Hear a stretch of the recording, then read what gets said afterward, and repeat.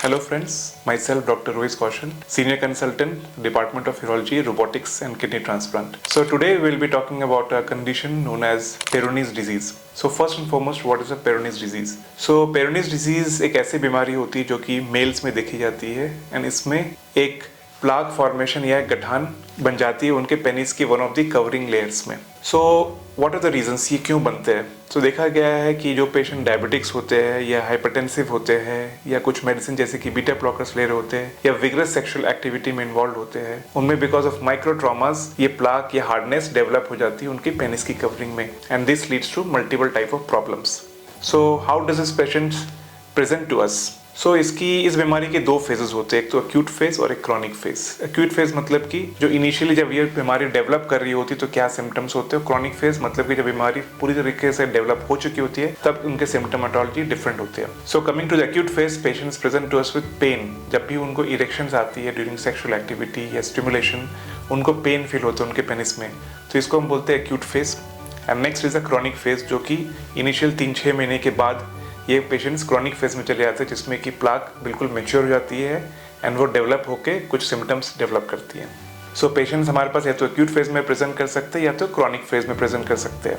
Now coming on to the treatment, इसके treatment medical therapy हो सकता है या तो सर्जिकल इंटरवेंशन जिसको हम ठीक कर सकते हैं. इनिशियल जब पेशेंट्स हमारे पास आते हैं विद पेन तो हम उनको कुछ पेन किलर्स और कुछ स्पेशल मेडिसिन देते हैं जिससे कि उनकी पेन सबसाइड हो जाती है. देखा गया कि अगर हम कोई भी मेडिसिन नहीं दे तो भी अल्टीमेटली इनकी पेन सबसाइड हो जाती है after few weeks to few months time, because ये नेचुरल कोर्स ऑफ डिजीज ही ऐसी है कि बिना कुछ मेडिसिन के भी ये बीमारी की जो पेन वाली सिम्टोमेटोलॉजी ये धीरे धीरे करके कम हो जाती है आफ्टर फ्यू मंथ्स.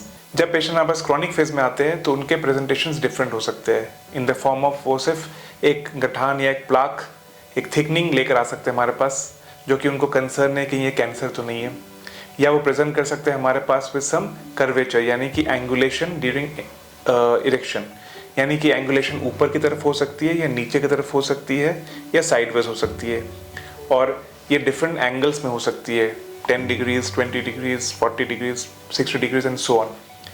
अगर माइनर एंगुलेशन है तो उनको इंटरकोर्स में प्रॉब्लम नहीं होती है. अगर ये एंगुलेशन बहुत सीवियर है तो उनको इंटरकोर्स में प्रॉब्लम आती है जिसकी वजह से कि वो हमारे पास दिखाने आते हैं.